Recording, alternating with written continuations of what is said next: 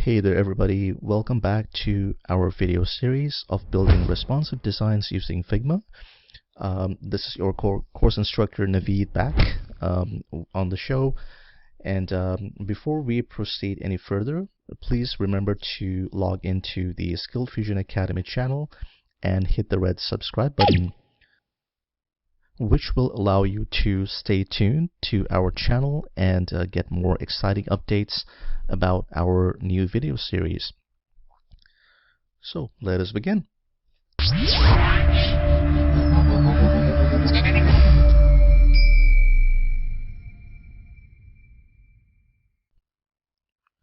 Alright, so in our previous video we were talking about how we can build a responsive navigation bar for our website UI.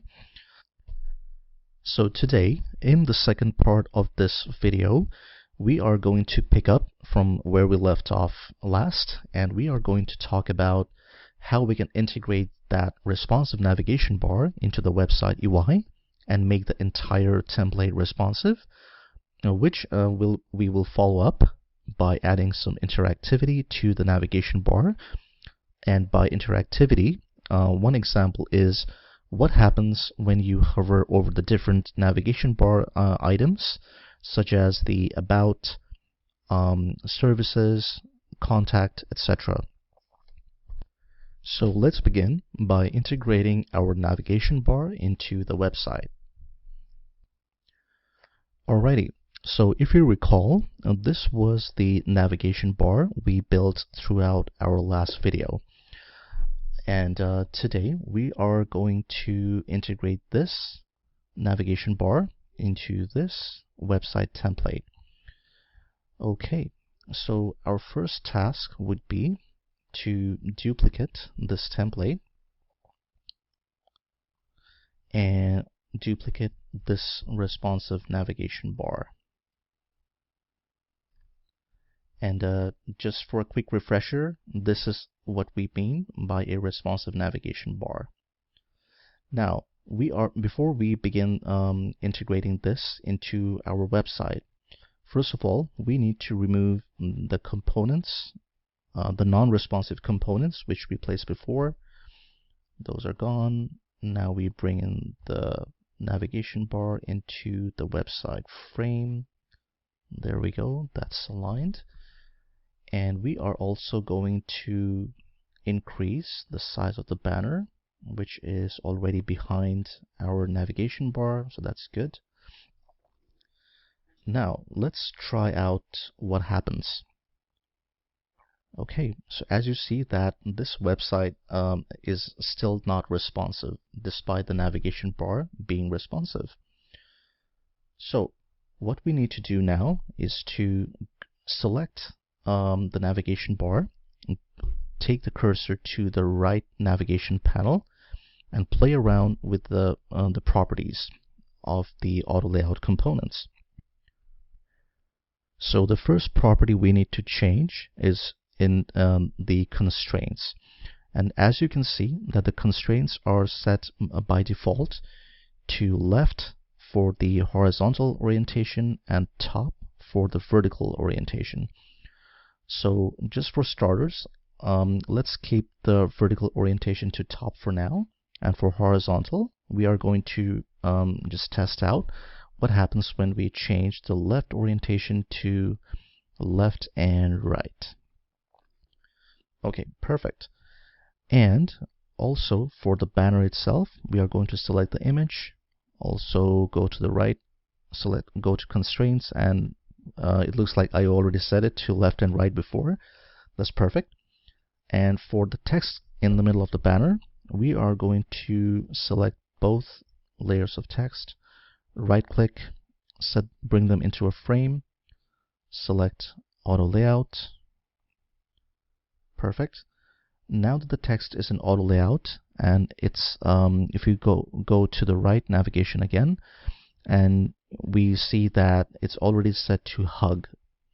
So let's stretch it to the ends of the banner first, and then we are going to repeat what we did before. Come to the right, go to constraints, and select left and right. Now let's test what happens when we select the frame and drag it a little bit. There we go. Now we have a responsive website layout with a responsive navigation bar, a responsive banner, and responsive text in the banner. And as you'll see throughout the course of our video series, there are a ton of fun things that you can do just by playing around with the properties of the auto layout and of the components, which we will introduce in our future videos. Now, let's take a quick look at what happens when we select a different orientation instead of left and right.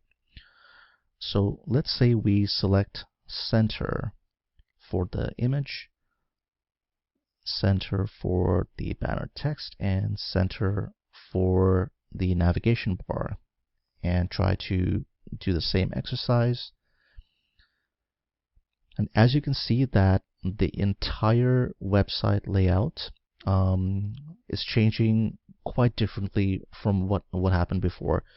The reason being that the orientation of all the different elements, of all the different auto layout elements, is now center aligned, which means that all the movements of these elements will originate from the center.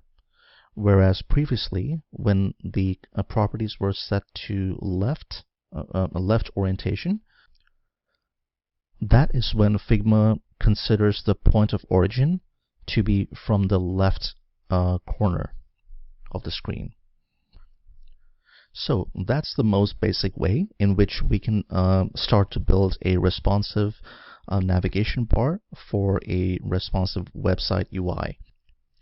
And in due course, we will also explore how we can add the responsiveness and interactivity to the other audiovisual and text components and auto layouts in the main body of the website. But for now, we are going to switch over to our second part of this video, how we can make the different navigation items responsive and interactive. Okay, so let's bring back our design to its original state. Okay, perfect. And this would be aligned towards the middle. Stretch it to the corner. Perfect. And its orientation is back to left and right. That's great. And for the image as well, and also for the responsive navigation bar, we are going to set everything back to left and right. Now to start adding the responsiveness and interactivity to the individual navigation bar items. We will begin with just one for simplicity. So let's start with about. Perfect. So the first thing we will do is make a duplicate of about. Bring it back down to the bottom here. Perfect. Now, one thing we need to consider is that before we start adding the responsiveness to the individual navigation bar items, all of them must be designed consistently. So let's do this. Go back up. Bring each of the navigation bar items, make a duplicate, bring them over here. Awesome. So what we need to do now is make sure that all of them are of the same width and height. So we will create a frame, put about in a frame, and do the same for services, for projects, for blog, for contact. Okay, now we are going to bring all of them into a single frame and auto layout. Awesome. Now let's bring them to a vertical alignment, stretch it, and see what happens inside each frame. So as you can imagine that each of these navigation bar items were fixed in their width. So the first thing we will do is to stretch about, but we don't need to do that manually. We just need to go to the right, and instead of fixed, for horizontal resizing, we are going to select fill container, and that is what happens. The same for each of the other items as well. Let's hold shift, select services, projects, blog, and contact. Go to the right. For the horizontal resizing, click it and select fill container. So now all the navigation bar items are of the same width. Awesome. Let's bring it a bit closer. Perfect. And we are going to start with about. So taking about outside of the auto layout, let's duplicate about and make this second about a different color. Let's say we select this shade of blue and make it bold instead. Awesome. Now what we need to do is to select both these frames, go to the top of your screen where it says components right here. But if we click on components, the entire frame, like both of these frames are actually encased inside a single component, but we don't want to do that. What we want to do is to hit this little arrow beside components, and we will see three options. We will select the last one, which says create component set. There we go. Now we have a component set, and we can assign different properties to each of these frames. So once we select the component, let's come to the right, and we see an item where it says properties. Let's select the first black, the default about. We go to the right, and now we see a new property called variants. This is where we can change the properties of the different variants inside the component set. So for the first about, we are going to give this item a name, which is about, and we are going to set the property or the variant to default. And for the one on the right, we are going to set that to hover. Right, now that we have this component set, we are going to go to the left navigation bar this time, go to the top, and as we can see that all the different layers of our design are visible here, but we are not going for layers. We are going to select assets. And there we go.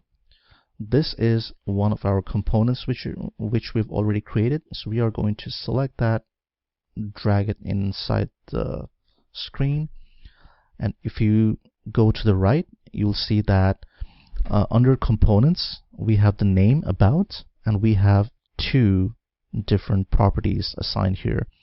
So if we select hover instead, it automatically becomes blue. So we don't have to switch the colors manually every time. We have to change the responsiveness. Let's see what happens when we bring this about into our navigation bar. Okay, we bring it inside this navigation bar and it's automatically placed there. Let's remove the original about. Okay, and now this is where we start having a bit of fun.